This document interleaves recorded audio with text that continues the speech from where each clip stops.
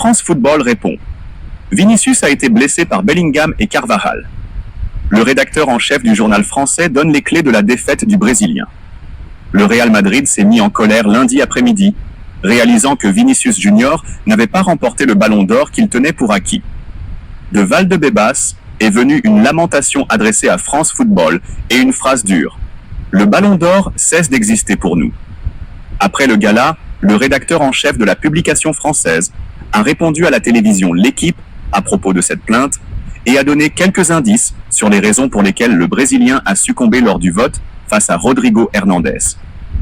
Évidemment, Vinicius a sûrement souffert de la présence de Bellingham et Carvajal dans le top 5 car, mathématiquement, cela lui a enlevé quelques points. Cela résume également la saison du Real Madrid, qui comptait entre 3 et 4 joueurs, et les jurys ont divisé leurs décisions. Entre eux, ce qui a profité à Rodri, a expliqué Vincent Garcia.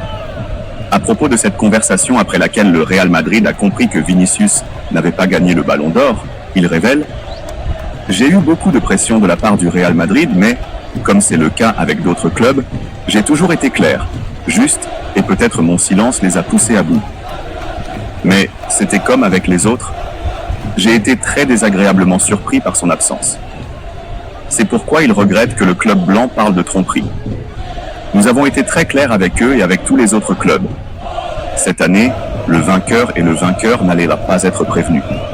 Je pensais que tout le monde avait accepté, mais à la dernière minute, je ne sais pas pourquoi, ils ont voulu changer la règle.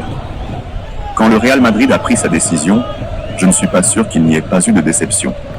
L'équipe, une défaite électorale et une défaite morale. Le média français. L'équipe, propriétaire de France Football et donc organisateur du Ballon d'Or, attaque durement la décision du Real Madrid de ne pas assister au gala dans un éditorial signé Vincent Duluc. Une défaite électorale et une défaite morale.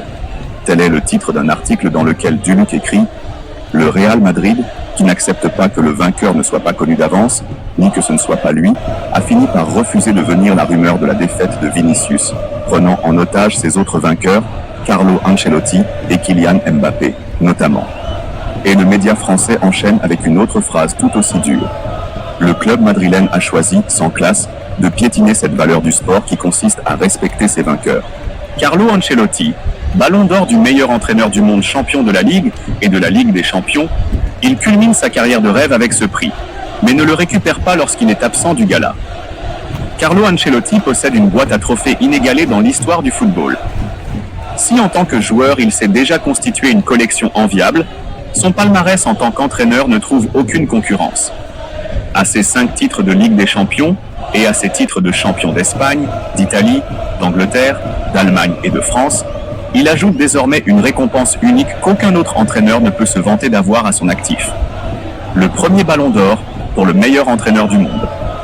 C'est dommage qu'il ne l'ait pas récupéré en raison de la décision du club blanc de ne pas assister au gala.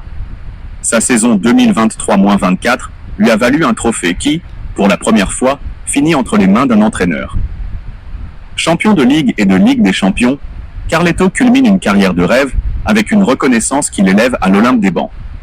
3 décennies sur les bancs sur lesquelles ont été mesurés ses professeurs, ses contemporains et ses disciples.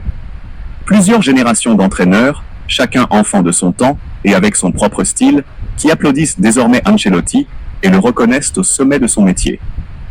Je tiens à remercier ma famille, mon président, mon club, mes joueurs et surtout Vini et Carvajal, a commenté l'Italien sur ses réseaux sociaux.